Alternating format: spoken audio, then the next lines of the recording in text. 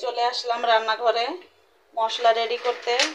এটা আমি প্রথমেই দারচিনিগুলি ভাজবো। তো সবগুলি জিরা ভাজা হয়ে গেছে।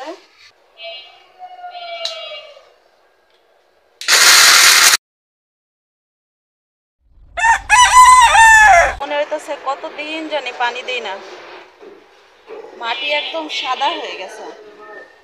এত পানি কই যায় দেখে মনে হইতেছে কতদিন জানি পানি দেওয়া হয় না। অনেকটা হয়ে গেছে। একটু পরে সেই দেখবো আবার শুকায় গেছে সব পানি।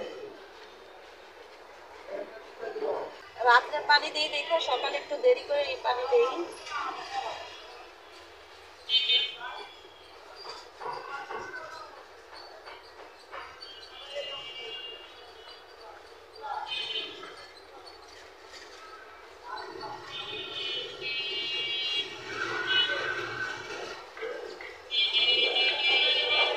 গাছে পানি দেওয়া হয়ে গেছে, আর যে বাড়তি পানিটা থাকে সব পড়ে যাচ্ছে, যে এখান থেকে বাইরে চলে যাবে।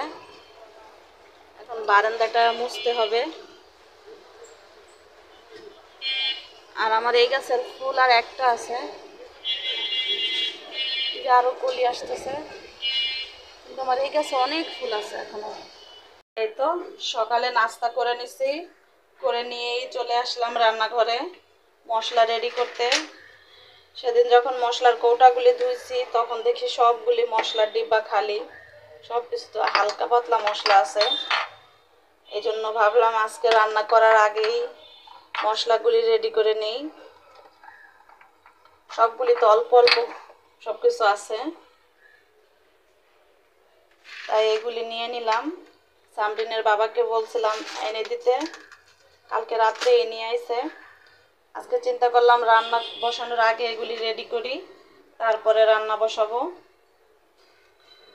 তো আমি যে চুলায় একটা কড়াইও বসা দিছি। এটা আমি প্রথমেই দারচিনিগুলি ভাজবো। এগুলি অনেক বড় বড় ছিল, আমি ভেঙে ভেঙে ছোট ছোট করে নিছি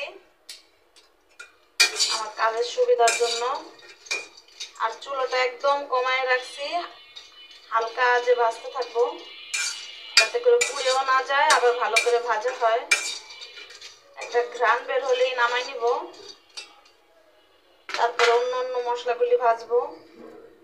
জিরাটাও ভাজা হয়ে গেছে, এত সুন্দর একটা ঘ্রাণ বের হয়েছে জিরা ভাজার। এখনই নামাই নিব, আর ভাজবো না।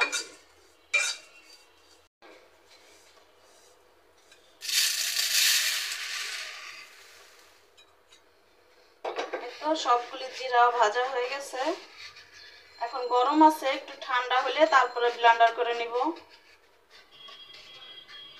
আমার একটু জিরার গুঁড়োটা বেশি লাগে, আমি সব কিছু যেহেতু জিরার গুঁড়ো খাই, এই জন্য জিরাটা একটু বেশি লাগে। ঠান্ডা হোক তারপরে ব্লেন্ডার করি। সব কিছু নিয়ে রেডি।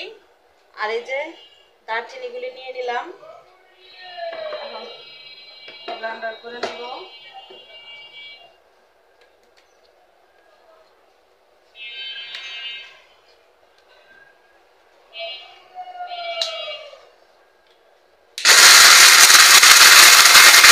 এই দেখেন একদম গুঁড়ি করা হয়ে গেছে, মিহি হয়ে গেছে, একটাই আসতে নাই। এখন ঢেলে রাখবো। এটা মশলা কেন গুঁড়ি করে ফেলছি, যে তোমার জন্য চিকেন রান্না করতে হয়। সব মশলা গুঁড়া করে নিচ্ছে। এটা জিরার গুঁড়া, এই যে এলাচি, আর এই যে গরম মশলা। এখন সবগুলি কৌটার ভিতরে উঠায় রাখবো। তো মশলাগুলি গুছাই নিলাম, এখন রাইখে দিব। আর এই দেখেন আমার রান্নাঘরের এখন অবস্থা, এটা পরিষ্কার করতে হবে। পরিষ্কার করে রান্না বসায় দিব। আর এই যে এই ঘরেও যে এখানে যে ব্লেন্ডার করছি, এখানেও অনেক পুরি পড়ছে, এগুলিও মুছতে হবে। ঘর ঝাড়ু দিয়ে ঘরটা আগে মুছে নিব। ব্লেন্ডারটা এখনো খুলি নাই, একটু পরে রাখবো, একটু গরম গরম আছে, ঠান্ডা হলে তারপরে রাইখে দিব গোছাইয়া। আমি এখন ঘর দরজা পরিষ্কার করি। তারপরে রান্নাটা বসাবো। দেখেন দুই ভাই বোনের কি মিল মোহাব্বত।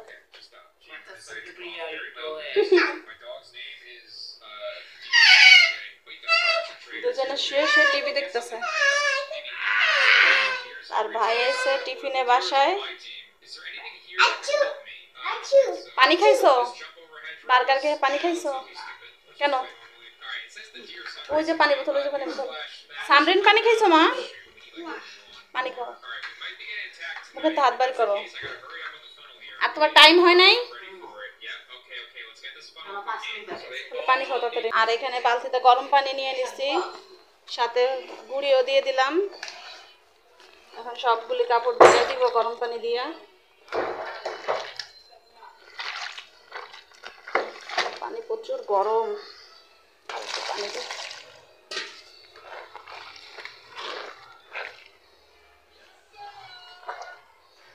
পুরো এক বালতি হয়ে গেছে। শুধু একদিন কাপড় চোপড় ধুয়ে নেই, এতে এত কাপড় হয়ে গেছে। তো এখন সবগুলো আমি ধুয়ে নিব। ভাত বসাই দিছি।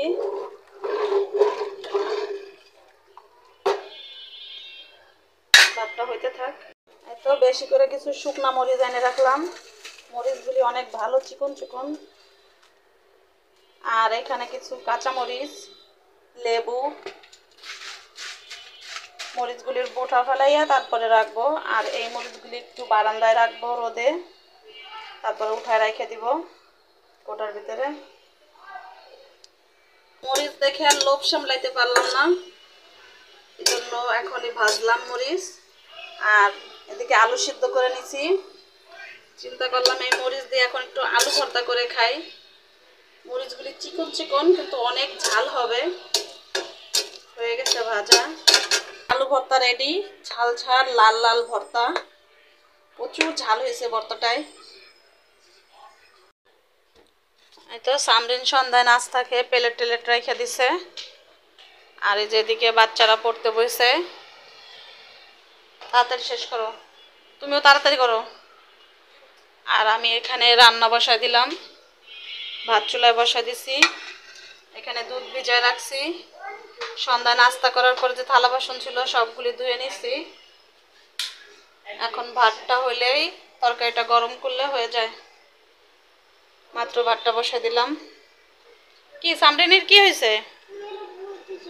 কেন? কোনটা সমস্যা আম্মুকে বলো। এই কোন পর্যন্ত পড়ছো আম্মুকে দেখাও। হ্যাঁ 20, এখন এই যে 21। হ্যাঁ